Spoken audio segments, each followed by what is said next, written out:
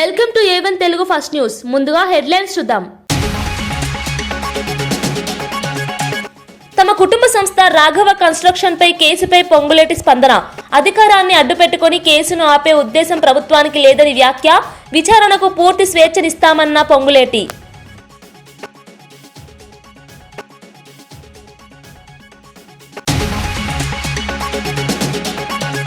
ప్రభుత్వ పాఠశాలలపై చిన్న చూపు వద్దన్న లోకేష్. 2029 నాటికి ఏపీ విద్యా వ్యవస్థను దేశంలోనే నెంబర్ 1 గా తీర్చిదిద్దుతామన్న లోకేష్.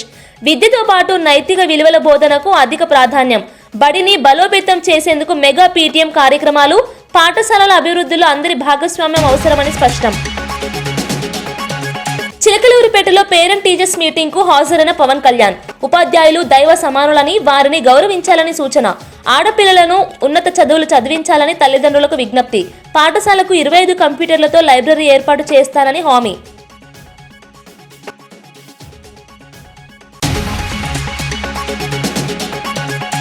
ఓయూ అభివృద్ధిపై కీలక సమీక్ష చేసిన సీఎం రేవంత్ రెడ్డి. వసతులు, పరిశోధన బలోపేతం, ఓయూకు భారీ ప్రణాళికలు. అగ్రశ్రేణి విశ్వవిద్యాలయంగా ఓయూను తీర్చిదిద్దాలన్నదే రేవంత్ లక్ష్యమని వెల్లడి. ఓయూ హాస్టళ్లు, రోడ్లు భద్రతపై సీఎం స్పెషల్ ఆదేశాలు. భారత్లోని కూడంకులం అణు విద్యుత్ కేంద్రం నిర్మాణంలో పూర్తి సహకారం. భారత ఇంధన అవసరాలను తీర్చడంలో రష్యా నిబద్ధతతో ఉందన్న పుతిన్. 3వ రియాక్టర్ కోసం రష్యా నుంచి భారత్కు చేరిన అణు ఇంధనం. భారత్కు నిరంతరాయంగా ఇంధన సరఫరా చేస్తామని రష్యా అధ్యక్షుడి హామీ. ఎన్నికల్లో పోరాడి గెలవడం తన రక్తంలోనే ఉందని ఎమ్మెల్యే దానం నాగేందర్ స్పష్టం చేశారు. రాజకీయాల అనుభవం తనకు కొత్త కాదని, గతంలోనే 11 ఎన్నికల్లో పోటీ చేసి ప్రజలకు సేవ చేయడానికి అవకాశం దక్కిందని తెలిపారు. సీఎం రేవంత్ రెడ్డి ఆదేశిస్తే వెంటనే రాజీనామా చేసి మళ్లీ ప్రజల్లోకి వెళ్లడానికి సిద్ధంగా ఉన్నానని అన్నారు. అనర్హత కేసు ప్రస్తుతం సుప్రీంకోర్టులో విచారణలో ఉందని, న్యాయ వ్యవస్థపై పూర్తి నమ్మకం ఉందని పేర్కొన్నారు. రేవంత్ రెడ్డి మరో 10 ఏళ్లు ముఖ్యమంత్రిగా కొనసాగితే తెలంగాణ అభివృద్ధి వేగం మరింత పెరుగుతుందని దానం అభిప్రాయపడ్డారు. తమపై వచ్చిన విమర్శలు నిరాధారమని, ప్రజలు తనతో ఉన్నంత కాలం ఎలాంటి రాజకీయ సవాళ్లనైనా ఎదుర్కొనగలనని ధైర్యంగా చెప్పారు. అందరూ ఆలోచించిన తర్వాత అలాంటి పరిస్థితి వచ్చినప్పుడు నేను ఎన్ని ఎలక్షన్లు కొట్లాడినా మీకు తెలిసి ఇప్పటి వరకు సుమారు 11 ఎలక్షన్లు కొట్లాడాను. ఎలక్షన్ కు నాకేం కొత్త కాదు, ఫైట్ చేయడం నాకేం కొత్త కాదు. ఫైట్ చేయడం, గెలవడం అనేది నా రక్తంలోనే ఉంది. ప్రధానంగా ముఖ్యమంత్రి గారు ఈ మధ్య కాలంలో ఎక్కడైనా హైదరాబాద్ సిటీ మనం ఇక రైజింగ్ సిటీగా ఉన్నటువంటి సందర్భంలో తెలంగాణలో తెలంగాణలో ఇన్ని అభివృద్ధి కార్యక్రమాలు ఒక పక్కన జరుగుతూ ఉంటే రేపు 8-9వ తారీఖు నాడు గ్లోబల్ సమ్మిట్ తో పాటు రైజింగ్ తెలంగాణ సంబంధించినటువంటి ఎన్నో అంశాలని అక్కడ ప్రస్తావించబోతున్నారు ముఖ్యమంత్రి గారు. కాబట్టి రైజింగ్ తెలంగాణ అంటే ఎలా ఉంటుందో చెప్పాలని, 3 ట్రిలియన్ రాష్ట్రానికి చేర్చాలని ఒక సంకల్పంతో పోతున్నటువంటి ఈ తరుణంలో ప్రధానంగా అభివృద్ధి మీద అందరూ కూడా కార్యకర్తల దృష్టిని కేంద్రీకరించాలని కోరుకుంటూ ఏ రకంగానైతే మన రాష్ట్ర ప్రభుత్వము ఈ రాష్ట్రాన్ని 3 ట్రిలియన్ రాష్ట్రంగా తీర్చిదిద్దాలని ప్రయత్నం చేస్తున్నాం. మనం కూడా అందరూ అందులో భాగస్వాములై గ్లోబల్ సమ్మిట్ కు వస్తున్నటువంటి ప్రతినిధులందరికీ, పెట్టుబడి పెట్టడానికి వస్తున్నటువంటి మల్టీనేషనల్ కంపెనీలకు కూడా మేము మనస్ఫూర్తిగా స్వాగతం పలుకుతాం. ప్రభుత్వాన్ని ఇంకా బలోపేతం చేయడానికి 10 సంవత్సరాలు ముఖ్యమంత్రి గారు ఏ రకంగానైతే రాష్ట్రాన్ని 10 సంవత్సరాలు పాలించితేనే ఈ రాష్ట్రం సర్వతోముఖ అభివృద్ధి జరుగుతుంది అన్నటువంటి ఆలోచన ముఖ్యమంత్రి గారికి ఉంది. కాబట్టి అలాగా మనం పనిచేసి ఈ రాష్ట్రాన్ని ఇంకా అభివృద్ధి పథంలో తీసుకెళ్లి 3 ట్రిలియన్ కు చేర్చే విధంగా అందరు సహకరించినప్పుడు ఇది సాధ్యమవుతుంది. కాబట్టి దానికి ముందుగా మనం సంకల్పం తీసుకోవాలని కూడా ఈ సందర్భంగా పల్నాడు జిల్లా చిలకలూరిపేటలో నిర్వహించిన మెగా పేరెంట్ టీచర్స్ మీటింగ్ లో ఉప ముఖ్యమంత్రి పవన్ కళ్యాణ్ భావోద్వేగంగా మాట్లాడారు. ఇంట్లో 2 పిల్లల అల్లరినే తల్లిదండ్రులు భరించలేని పరిస్థితి ఉంటే ఒకే గదిలో ఎన్నో చిన్నారుల్ని చూసుకుంటూ వారికి క్రమశిక్షణ నేర్పే ఉపాధ్యాయులు ఎంత కష్టపడతారో ఆలోచించాలి అని పవన్ కళ్యాణ్ అన్నారు. ఉపాధ్యాయులపై ఉండే ఒత్తిడి, బాధ్యతలను గుర్తించి విద్యార్థులు వారి పట్ల గౌరవంగా ప్రవర్తించాలని సూచించారు. నా వైపు నుంచి నేను మీకు ఒక ఫుల్ లైబ్రరీ మీకు డొనేట్ చేస్తాను. నా సైడ్ నుంచి మీ లైబ్రరీని నేను ఈ స్కూల్ని నడిపితే ఎలా ఉంటుందో అలాంటి లైబ్రరీ మీకు నేను మంచి పుస్తకాలు పంపిస్తాను. మీకు అది ఇంగ్లీషు, అలాగే మీకు 3 భాషలు వచ్చు. మీకు ఆ 3 భాషలకు సంబంధించి మీకు ఒక హిందీలో మీకు రామ్ధారీ సింగ్ దినకర్ లాంటి ఒక గొప్ప రాష్ట్ర కవిని మీకు చదివేలాగా ఒక హిందీ పుస్తకాలు, తెలుగు పుస్తకాలు, మంచి ఇంగ్లీష్ పుస్తకాలు ఇవన్నీ నేను మీకు సెలెక్ట్ చేసి ఒక దాదాపు ఒక నాకు బడ్జెట్ తెలియదు కానీ అంటే మీ లైబ్రరీ నిండిపోయేంత పుస్తకాలను కొత్త బీరువాలు కూడా పంపిస్తుంది నేను. అలాగే కంప్యూటర్స్ ఇందాక శుక్లా గారు చెప్తా ఉంటున్నారు, madam Kritika Shuklaji, just 10 computers ఉన్నాయంటే నేను నా సైడ్ నుంచి మీకు ఒక 25 కంప్యూటర్స్ నేను మన స్కూల్కి పంపిస్తాను. ఆర్బీఐ గవర్నర్ సంజయ్ మల్హోత్రా ఈ వివరాలను వెల్లడిస్తూ ద్రవ్యోల్బణ నియంత్రణ, ఆర్థిక వృద్ధి వేగవంతం చేసేందుకు ఈ చర్యలు అవసరమని చెప్పారు. రెపో రేటు తగ్గడంతో హౌసింగ్, వాహన, వ్యాపార రుణాల వడ్డీ భారం తగ్గి వినియోగదారులకు ఉపశమనం లభించే అవకాశం ఉంది. పెట్టుబడులు పెరుగుతాయని, పరిశ్రమలు మరింత ఉత్సాహంతో పనిచేస్తాయని ఆర్బీఐ అంచనా వేసింది. Moreover, we will also be conducting a 3-year dollar-rupee buy-sell swaps this month. The details will be notified separately later today. We are hopeful that these measures will ensure adequate durable liquidity in the system and further facilitate monetary transmission. I would also like to clarify that injection or absorption of liquidity through purchase or sale of government securities under OMOs and that through operations under the LAF, which is VRR or VRRR, which are of short-term duration, serve very different purposes. While the objective of purchase and sale under OMO is to provide or absorb durable liquidity, the purpose, which is long-term, and the purpose of repo operations is to manage transient liquidity, which is of very తల్లిదండ్రులు, ఉపాధ్యాయుల మధ్య సమన్వయం విద్యార్థుల భవితవ్యాన్ని మరింత పటిష్టపరుస్తుందని రాష్ట్ర పురపాలక పట్టణాభివృద్ధి శాఖ మంత్రి పొంగూరు నారాయణ వ్యాఖ్యానించారు. మెగా పేరెంట్ టీచర్స్ మీటింగ్ సందర్భంగా నెల్లూరు నగరంలోని RSR, ESR, MSM, VRC municipal స్కూళ్లలో నిర్వహించిన కార్యక్రమాలకు ముఖ్య అతిథిగా పాల్గొని విద్యార్థులతో ముచ్చటిస్తూ పాఠశాలలోని మౌలిక వసతులు, విద్యార్థుల సమస్యలను ఆరా తీశారు. ఇటీవల అమరావతిలో జరిగిన మాక్ అసెంబ్లీలో నెల్లూరు నగర ఎమ్మెల్యేగా ప్రతిభ చాటిన ఎంఎస్ఎం స్కూల్ విద్యార్థిని హేమ హర్షితను సత్కరించి అభినందనలు తెలిపారు.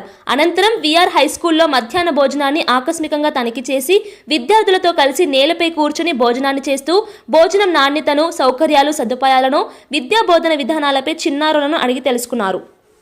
గౌరవనీయ విద్యాశాఖ మంత్రి యువనాయకుడు లోకేష్ గారు వారు ఛార్జ్ తీసుకోగానే సంవత్సరానికి 2 సార్లు మెగా పేరెంట్స్ మీటింగ్లు పెట్టాలని ఆదేశించి జూలైలో ఒక మీటింగ్ కండక్ట్ చేశారు. మళ్ళా డిసెంబర్ 5వ తేదీ ఈరోజు కండక్ట్ చేయమని రాష్ట్ర వ్యాప్తంగా ఆదేశాలు ఇస్తే అన్ని జిల్లాలలో అన్ని స్కూల్స్, గవర్నమెంట్ కానివ్వండి, ప్రైవేట్ కానివ్వండి, ఎయిడెడ్ కానివ్వండి, అన్నింటిలో యాక్చువల్గా ఈరోజు జరుగుతుంది. నేను నెల్లూరు శాసనసభ్యుడిగా నెల్లూరులో ఉన్న స్కూల్స్లో 4 స్కూల్స్లో ఈరోజు పార్టిసిపేట్ చేశాను. 3 స్కూల్స్ అయిపోయింది, ఇది 4వ స్కూలు. ఈరోజు గౌరవనీయ ముఖ్యమంత్రి గారు కూడా యాక్చువల్గా వారు అదేవిధంగా విద్యాశాఖ మంత్రి కూడా ఈరోజు పార్టిసిపేట్ చేస్తున్నారు. ఈరోజు నేను కూడా విఆర్ హై స్కూల్, ఏ స్కూల్ అయితే నేను చదివాను అదే స్కూల్లో ఈరోజు పిల్లలతో కూర్చొని భోంచేయడం జరిగింది. ఈ స్కూల్ గత ప్రభుత్వం మూసేసింది.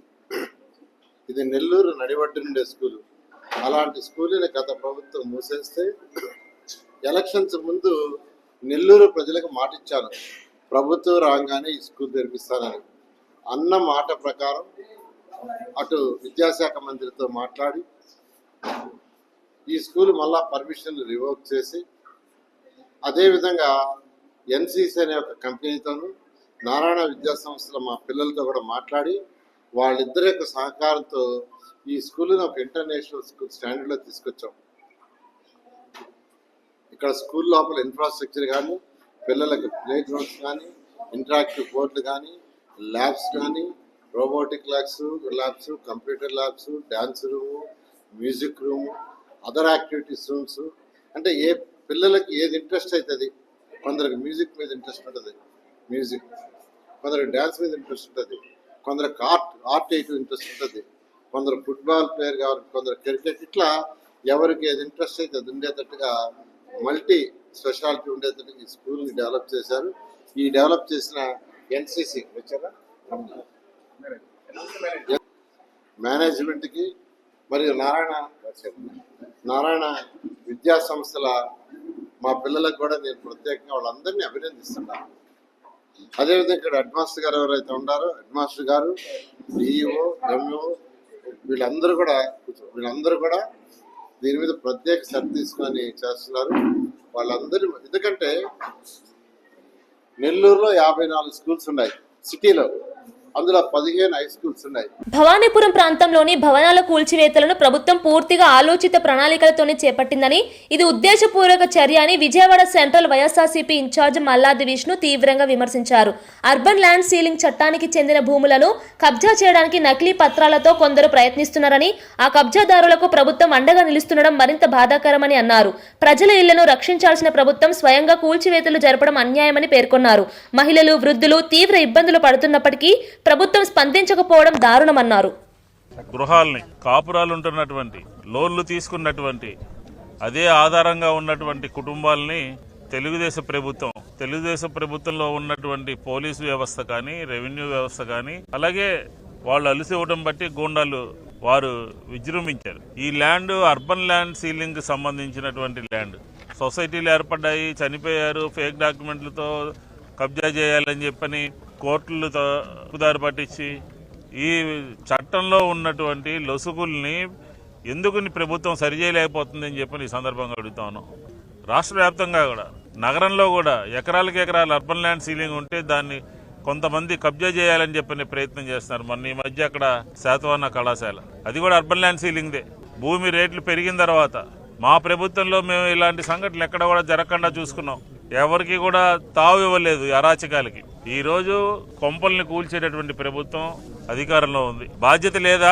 ఈ ప్రభుత్వాన్ని నడుపుతున్నటువంటి కూటమి నాయకులు చుట్టూ వీళ్ళందరూ తిరిగినప్పుడు, లోకేష్ గారి దగ్గరికి వెళ్ళినప్పుడు, పవన్ కళ్యాణ్ గారి ఆఫీస్కి వెళ్ళినప్పుడు, ఎంపీ దృష్టికి తీసుకెళ్ళినప్పుడు, స్థానిక ఎమ్మెల్యే దృష్టికి తీసుకెళ్ళినప్పుడు వీళ్ళందరూ ఏం చేస్తున్నారు? ఈ కబ్జాకోరులకి, ఈ భూమిని అక్రమంగా కాజేయాలనుకున్నటువంటి వాళ్ళకి వెన్నుదన్నుగా ఈ ప్రభుత్వం ఉండబట్టే ఈరోజు ఇంత పెద్ద సంఘటన. తెల్లవారుజామునే వందల మంది రౌడీలతో, గూండాలతో, పోలీస్ యంత్రాంగం యొక్క భద్రతతో మీ మీదకి వచ్చి మిమ్మల్ని ఇల్లు కోల్చడం అనేది చాలా దారుణమైనటువంటి విషయం. బుల్డోజర్లతో కొంపలు కోల్చడం ఏంటి? అసలు ప్రభుత్వం ఆంధ్రప్రదేశ్లో ఉందా? ఇల్లు లేక రోడ్ల మీద అద్దె కొంపల్లో ఉన్నటువంటి వాళ్ళ సంఖ్య లక్షల్లో ఉంటే, ఎక్కడో చోట ఇల్లు కట్టుకుని లోన్లు తీసుకుని వాళ్ళ జీవనం వాళ్ళు గడుపుతున్నటువంటి పేద ప్రజల పట్ల ఈ ప్రభుత్వం కర్కశంగా వ్యవహరిస్తూ ఉంది. ఈ ప్రభుత్వానికి సమాచారం ఉండదా? ఈ ప్రభుత్వానికి ఇంటెలిజెన్స్ ఉండదా? కలిసి వెళ్తే రెవెన్యూ మినిస్టర్కి పంపితే రెవెన్యూ మినిస్టర్ ఏం చేస్తా ఉన్నాడు? మాట్లాడాల్సిన పని లేదా? ఖచ్చితంగా ప్రభుత్వం స్వాధీనం చేసుకోవాలి ఈ భూమంతా కూడా. ఎవరైతే ఉన్నారో వాళ్ళు ఉన్నటువంటి ఇళ్లకి వాళ్ళకి పట్టాలు ఇవ్వాలి, హక్కు ఇవ్వాలి. కోర్టులో ఉందని చెప్పని ఒక వంకతో కోర్టులో ఉంటే ప్రభుత్వం ఇంటర్ఫీర్ కావాలి, చట్టాన్ని ఉపయోగించాలి. మా ప్రభుత్వంలో ఇలాగే కొంతమంది కోర్టులను అడ్డం పెట్టుకుని ల్యాండ్ని కాజేయాలని చెప్తే ప్రభుత్వం ఆగమేఘాల మీద. ప్రభుత్వంకు ఉన్నటువంటి రైటు ఎవరికి కూడా ఉండదు. అక్రమంగా, అన్యాయంగా దోచేయాలని చూస్తే, కాజేయాలని చూస్తే వైఎస్ఆర్ కాంగ్రెస్ పార్టీ ఊరుకోలా. మీరు కూడా సీరియస్ గా తీసుకోండి. మీరు కూడా సీరియస్ గా తీసుకోవాల్సిన అవసరం ఉంది. బుల్డోజర్ ప్రభుత్వం అని చెప్పని మమ్మల్ని అన్నారే, మా ప్రభుత్వంలో విమర్శించారే. ఏమీ లేకపోయినా ఈ రోజు 43 ఇళ్లు మీ బుల్డోజర్లతో, మీ పోలీసులతో, మీ రెవెన్యూ సిబ్బంది వచ్చి దగ్గరుండి మరి. హైదరాబాద్ లో నివసించే మధ్య తరగతి కుటుంబాలకు త్వరలోనే సొంతింటి పథకాన్ని అందుబాటులోకి తెచ్చేలా ప్రభుత్వం పనిచేస్తుందని రెవెన్యూ శాఖ మంత్రి పొంగులేటి శ్రీనివాసరెడ్డి వెల్లడించారు. భూ విలువలు అధికంగా ఉండటం వల్ల మధ్య తరగతికి ఇల్లు కొనుగోలు చేయడం కష్టమవుతున్న నేపథ్యంలో ప్రభుత్వం ప్రత్యేక విధానాన్ని సిద్ధం చేస్తుందన్నారు. భద్రత, రవాణా, దినసరి అవసరాల కేంద్రాలకు సమీపంగా ఉండే ప్రాంతాల్లో గృహాల నిర్మాణం చేపట్టాలని అధికారులు చర్యలు తీసుకుంటున్నారని చెప్పారు. పారదర్శక విధానంతో ఫ్లాట్ల కేటాయింపులు, నిర్మాణ నాణ్యత, సమయపాలనపై పూర్తిగా పర్యవేక్షణ ఉండేలా చర్యలు కొనసాగుతున్నాయని వెల్లడించారు. అన్ని వసతులతో కూడుకున్న ఇందిరమ్మ ఇళ్లు ఇయ్యాలన్నదే ఈ ప్రభుత్వం యొక్క ఆలోచన.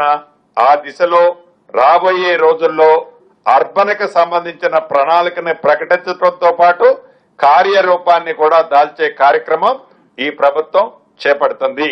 మిడ్ క్లాస్ ప్రజలకి చాలా కోర్ అర్బన్ ఏరియాలో ఇబ్బంది పడుతున్నారు.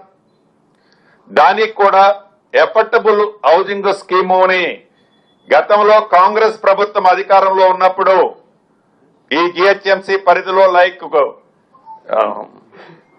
రాజీవ్ సగృహ, తర్వాత మనం కుక్కటపల్లి ఏరియాలో ఉండే హౌసింగ్ బోర్డు కానీ ఇటువంటి ఎఫర్డబుల్ హౌసింగ్ స్కీమ్ ను కూడా ఈ ప్రభుత్వం మళ్లీ తీసుకురానుంది. ప్రధానంగా ఓఆర్ఆర్ కి 360 డిగ్రీస్ లో ఉన్న ఓఆర్ఆర్ కి ఆనుకొని ఉన్న అనేక ప్రభుత్వ స్థలాలు కానీ ప్రైవేటు స్థలాలు పూలింగ్ స్కీమ్ ద్వారా తీసుకొని అక్కడ ఎఫర్డబుల్ భారత్ రష్యా ద్వైపాక్షిక సంబంధాలు చారిత్రక ప్రాధాన్యాన్ని కలిగి ఉన్నాయని ప్రధానమంత్రి నరేంద్ర మోదీ స్పష్టం చేశారు. అధ్యక్షుడు పుతిన్ భారత్ పర్యటన సందర్భంగా ఇద్దరు దేశాధినేతల మధ్య ఉన్న స్నేహం, పరస్పర విశ్వాసం పునరుద్ఘాటించబడిందన్నారు. శాశ్వత స్నేహంగా నిలిచే భారత్ రష్యా బంధం అనేక దశాబ్దాలుగా ఇరు దేశాలకు మేలు చేస్తోందని వివరించారు. రక్షణ, శక్తి, అంతరిక్ష పరిశోధన, వాణిజ్యం వంటి విభాగాల్లో ఇరు దేశాలు కలిసి పనిచేస్తూ కొత్త అవకాశాలు సృష్టిస్తున్నాయని మోదీ తెలిపారు. ప్రపంచ శాంతి, స్థిరత్వం, అభివృద్ధి లక్ష్యాల సాధనలో ఈ బంధం కీలకమని అన్నారు. By Mr. Vladimir Kolokoltsev, Minister of Internal Affairs of the Russian Federation, and Dr. S. Jaishankar, External Affairs Minister of India.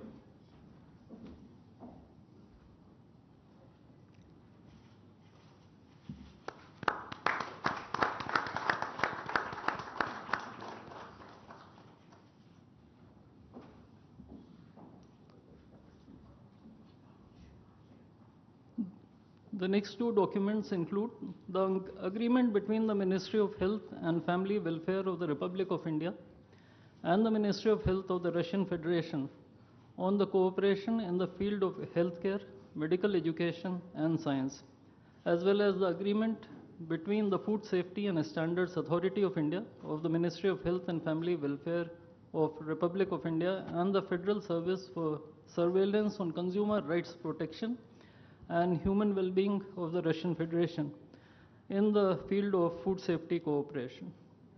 These two agreements will be exchanged by Mr. Mikhail Albertovich Murashko, Minister of Health of the Russian Federation, and Dr. S. Jaishankar, External Affairs Minister of India.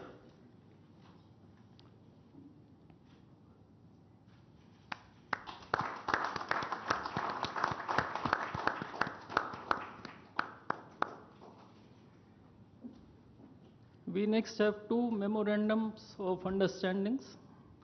These include the MOU between the Ministry of Ports, Shipping and Waterways of the Republic of India and the Ministry of Transport of the Russian Federation on the training of specialists for ships operating in polar waters, and the MOU between the Ministry of Ports, Shipping and Waterways of the Republic of India and the Maritime Board of the Russian Federation.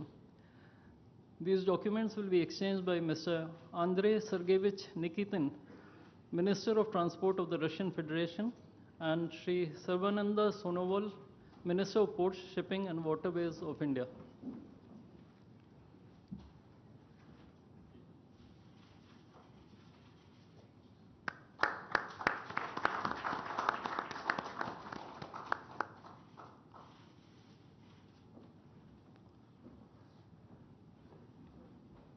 We now have the exchange of MOU between Messrs. JSC Uralchem and Messrs. Rashtriya Chemicals and Fertilizers Limited and National Fertilizers Limited and Indian Potash Limited.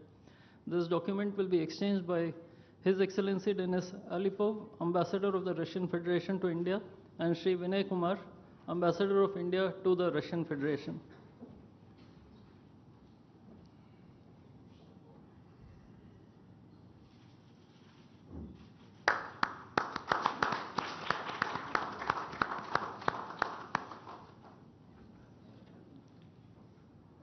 Osmania university అభివృద్ధి కార్యక్రమాలపై CM Revanth Reddy Jubilee Hills నివాసంలో కీలక సమీక్ష నిర్వహించారు. సమావేశానికి ప్రభుత్వ సలహాదారు K Keshavarao, CMO ప్రత్యేక కార్యదర్శి అజిత్ రెడ్డి, విద్యాశాఖ ముఖ్య కార్యదర్శి యోగితా రాణా, సాంకేతిక విద్యాశాఖ commissioner Devasena, VC professor Kumar, arts కళాశాల ప్రిన్సిపల్ కాసిం సహా ఉన్నతాధికారులు హాజరయ్యారు. వసతి గృహాలు, గ్రంథాలయం, పరిశోధన విభాగాలు, రహదారి మౌలిక సదుపాయాలు, భద్రతా చర్యలు వంటి అంశాలపై విస్తృత చర్చ జరిగింది. విద్యార్థులకు అధునాతన వసతులు అందించేందుకు నిధుల కేటాయింపు, ప్రాజెక్ట్ టైమ్లైన్లను కఠినంగా అమలు చేయాలంటూ సీఎం సూచించారు.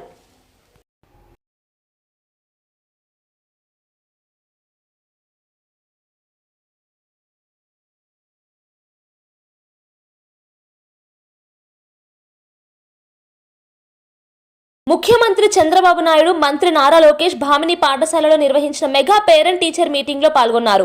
విద్యార్థులతో స్వయంగా మాట్లాడిన సీఎం వారికి అందించిన లెర్నింగ్ టూల్స్ ను పూర్తిగా పరిశీలించారు. చదువులో ఆసక్తి, నైపుణ్యాలను పెంచేందుకు ఈ సాధనాలు ఎంత ఉపయోగపడతాయో వివరించారు. విద్యార్థుల సామర్థ్యాలను పరీక్షించడానికి చిన్న చిన్న ప్రశ్నలు అడిగి ప్రోత్సహించారు. విద్యాశాఖ సంస్కరణలపై లోకేష్ వివరణ ఇచ్చారు. డిజిటల్ లెర్నింగ్ సామర్థ్యాలను మరింతగా పెంచి భవిష్యత్ ఉద్యోగ అవకాశాలకు విద్యార్థులను సిద్ధం చేయాలని సీఎం అధికారులకు ఆదేశించారు. గ్రామీణ పాఠశాలలో సౌకర్యాల పెంపు, టీచర్ ట్రైనింగ్, ఆధునిక బోధన విధానాల వంటి అంశాలపై కూడా ఈ సమావేశంలో చర్చ జరిగింది. బాక్స్ మొత్తం ఈ అన్ని play items, play and study items, concepts build చేయడానికి మన అన్ని ప్రైమరీ స్కూల్స్లో ఇది ఇచ్చాం sir. For first time in the country మనం దేశంలోనే ప్రప్రథమంగా 12,000 పాఠశాలలకి అంటే విద్యార్థులు ఉపాధ్యాయుడు చురుగ్గా విద్యార్థులు సభ్యులు ఉండకుండా విద్యార్థులు కూడా ఆహ్లాదకరంగా చేయడానికి మన తలక సార్ లోకేష్ సార్ తలక ప్రోత్సాహంతో అలాగే మన 12 సమగ్ర శిక్షణ సహకారంతో 12,000 పాఠశాలకి 62 రకాల టీఎల్ఎం అందించారు సార్. విద్యార్థులు స్వయంగా అభ్యసించే విధంగా. ఇప్పుడు మీరేంటి ఇక్కడ ఏ టీచరు? నేను టీచర్, గవర్నమెంట్ టీచర్. ఏం టీచరు? ఏ సబ్జెక్ట్? Mathematics sir. ఓకే. అయితే ఈ పిల్లలకి అంటే మనముతో పాటుగా వాళ్ళు కూడా ఇన్వాల్వ్ అయ్యే విధంగా విద్యా విధానం అంతా కూడా ఆహ్లాదకరంగా ఉండే విధంగా తరగతి కేవలం 1 వేలో వెళ్లకుండా బట్టి స్మిత్ అనేది లేకుండా వాళ్ళకి ఇంటి దగ్గర నుంచి బయలుదేరడానికి ఆహ్లాదం ఉండే విధంగా ఇందులో ఉన్నటువంటి మీటింగ్ అనేది దేశంలోనే మొదటిసారిగా మన రాష్ట్రంలో ఇది అమలైంది సార్. 62 పాఠశాలల కంటే 62 రకాల మీటింగ్లు ఉన్నాయి. ఇందులో 12,000 పాఠశాలలకి సమగ్ర శిక్ష ద్వారా సార్ ఎక్కువతోనే ఇవ్వడం జరిగింది. 62 items 12,000 schools sir. 7 items 38,000 schools 30 schools అట్లా చేస్తాం. గుడ్. బాగా చదువుతున్నారు. ఐటమ్ కూడా విద్యార్థులు ఒక సామర్థ్యం పెంచారు సార్. పిల్లలు చిన్న మ్యాథ్స్ ఐటమ్స్ కానీ, అలాగే విద్యా విధానం కానీ, అక్షర బోధన కానీ, అంకెల బోధన కానీ, అలాగే ఇంట్లో ఉన్నటువంటి వాళ్ళు హస్తకళ నైపుణ్యాలు కానీ, అంటే తరగతి గదిలో పిల్లలు కేవలం చదువు అనేటువంటి కోరు పట్టకుండా వారికి ఆహ్లాదకరమైన అంశాల్లో ప్రతి విద్యార్థి ఇన్వాల్వ్ అయ్యే విధంగా. పిల్లలు ఇవన్నీ పనికొస్తున్నాయి మీకు? ఎట్లమ్మా? ఎట్లా చెప్పు ఎట్లా పనికొస్తున్నాయి చెప్పు సార్కి. చిన్న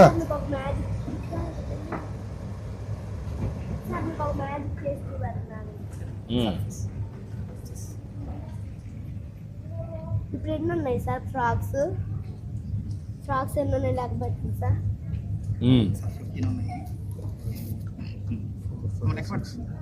ఎన్ని నువ్వు లెక్క పెట్టు. నువ్వు లెక్క పెడతా, నేను చూస్తాను. నామినేషన్ పత్రాలు లాక్కోవాలని ప్రయత్నించిన ఘర్షణ సమయంలో సాధారణ కార్యకర్తల ధైర్యమే తనకు నిజమైన స్ఫూర్తినిస్తుందని మంత్రి నారా లోకేష్ భావోద్వేగంగా చెప్పారు. మీసం తిప్పి సవాల్ విసిరిన అంజిరెడ్డి తాత ధైర్యం, రక్తం కారుతున్న పోలింగ్ ఏజెంట్గా విధులు నిర్వర్తించిన మంజుల నిబద్ధత, ప్రాణాలు ప్రమాదంలో పడిన జై తెలుగుదేశం అని నినదించిన తోట చంద్రయ్య ఉత్సాహాన్ని ప్రత్యేకంగా గుర్తు చేశారు. ప్రజాస్వామ్య విలువలను కాపాడటానికి సాధారణ కార్యకర్తలు చూపిన త్యాగమే పార్టీ నిజమైన శక్తి అని లోకేష్ అన్నారు. పార్టీ కోసం పనిచేసే ప్రతి ఒక్కరూ తన కుటుంబ సభ్యులేనని, ఇలాంటి వెన్నుదన్నుగా నిలిచే కార్యకర్తలే తమ విజయానికి అసలైన బలమని పేర్కొన్నారు.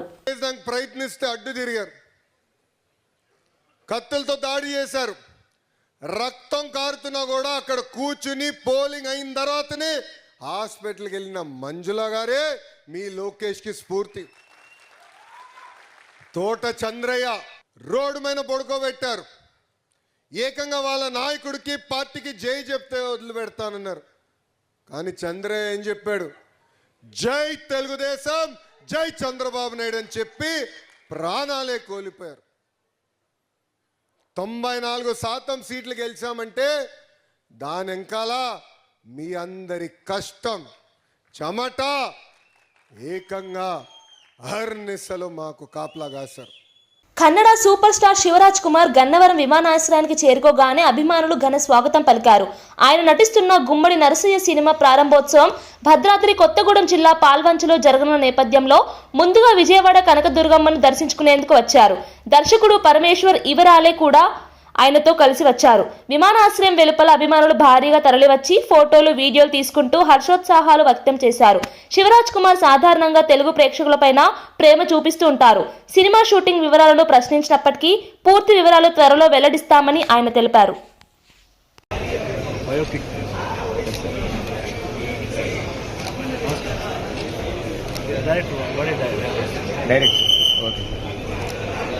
సార్ మీ పేరు సార్? సార్ నా పేరు పరమేశ్వర్ హింగాలే. మాజీ ఎమ్మెల్యే ఎక్స్ఎమ్మెల్యే గుమ్మడి నర్సయ్య గారు ఉన్నారు కదా, తన పైన జీవిత చరిత్రమైన ఒక బయోపిక్ వస్తుంది కదా, నిజం సరే మెయిన్ లీడ్గా చేస్తున్నారు. సో అది ఆ ఇనాగ్రేషన్ ఏదైతే ఉందో ఓపెనింగ్ ఉందో ఆ ఓపెనింగ్ కోసం సార్ విజిట్ చేశారు. అమ్మవారి దర్శనం చేసేసుకొని ప్రజల మధ్యలోనే ఆ పాల్వంచలోనే ఈవెంట్ ప్లాన్ చేశారు. సో సార్ అడిగారనమాట, ఈవెంట్ యాక్చువల్ హైదరాబాద్లో ప్లాన్ చేస్తాం. సార్ అడిగారనమాట. సో బీసీ రిజర్వేషన్ల కోసం పెట్రోల్ పోసుకుని ఆత్మహత్యాయత్నం చేసిన సాయి ఈశ్వర్ ను గాంధీ ఆసుపత్రిలో మాజీ మంత్రి ఎమ్మెల్యే తలసాని శ్రీనివాస్ యాదవ్ పరామర్శించారు. మెరుగైన వైద్యం అందించాలంటూ వైద్యులను ఆదేశించారు. సాయి ఈశ్వర్ కుటుంబాన్ని ప్రభుత్వం 50 లక్షలతో ఆదుకోవాలని ఆయన డిమాండ్ చేశారు. 42% రిజర్వేషన్ ఇస్తామని ఎన్నికల ముందు చెప్పిన ప్రభుత్వం ఇప్పుడు మాట తప్పిందన్న ఆరోపణలు ఆయన చేశారు. నిర్మల్లో సర్పంచ్ అభ్యర్థి భర్త ఆత్మహత్య, నల్గొండ ఘటనలో అధికార పార్టీ నేతల వ్యవహారం ప్రజాస్వామ్యానికి హాని కలిగిస్తోందని పేర్కొన్నారు. లాస్ట్కి వస్తే పంచాయతీ ఎన్నికలలో 17% రిజర్వేషన్తోనే ఎలక్షన్ జరుగుతున్నటువంటి సందర్భంలో తన ఆవేశానికి లోనే జరిగినటువంటి ఘటన చూస్తే చాలా బర్నే ఉంది. 95% మరి ఇప్పుడే వెళ్ళి మనం చూసి రావడం జరిగింది. రెండోది, ప్రభుత్వం వచ్చినాక చాలా అరాచక విచ్చలవిడితనం. ఒకవైపున నిన్న ముఖ్యమంత్రి గారు చెప్తారు, డబ్బులు ఖర్చు పెట్టుకోకండి, సర్పంచ్ ఎన్నికల్లో మంచి వాళ్ళని ఎన్నుకోండి అని చెప్పి. ఈ యొక్క కొడంగల్ అసెంబ్లీ సెగ్మెంట్లోనే 28 పంచాయతీలు ఉంటే 25 ఏకగ్రీవం ఎట్లయితుంది డెమోక్రసీగా? అంటే ప్రజాస్వామ్యాన్ని మీరు చూడు చేయకపోతే 25 ఏకగ్రీవం ఎట్లయితుంది? దగ్గర వార్తలు ముగించే ముందు ముఖ్యాంశాలు మరోసారి.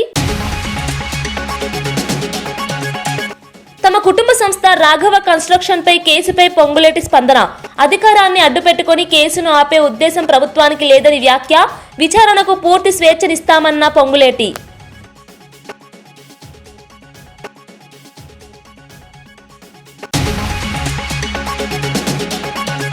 ప్రభుత్వ పాఠశాలలపై చిన్న చూపు వద్దన్న లోకేష్. 2029 నాటికి ఏపీ విద్యా వ్యవస్థను దేశంలోనే నెంబర్ 1 గా తీర్చిదిద్దుతామన్న లోకేష్. విద్యతో పాటు నైతిక విలువల బోధనకు అధిక ప్రాధాన్యం. బడిని బలోపేతం చేసేందుకు మెగా పీటీఎం కార్యక్రమాలు, పాఠశాలల అభివృద్ధిలో అందరి భాగస్వామ్యం అవసరమని స్పష్టం. చిలకలూరిపేటలో పేరెంట్ టీచర్స్ మీటింగ్ కు హాజరైన పవన్ కళ్యాణ్. ఉపాధ్యాయులు దైవ సమానులని, వారిని గౌరవించాలని సూచన. ఆడపిల్లలను ఉన్నత చదువులు చదివించాలని తల్లిదండ్రులకు విజ్ఞప్తి. పాఠశాలకు 25 కంప్యూటర్లతో లైబ్రరీ ఏర్పాటు చేస్తానని హామీ.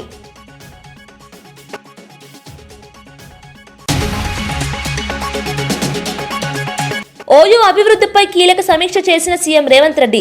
వసతులు, పరిశోధన బలోపేతం, ఓయూకు భారీ ప్రణాళికలు.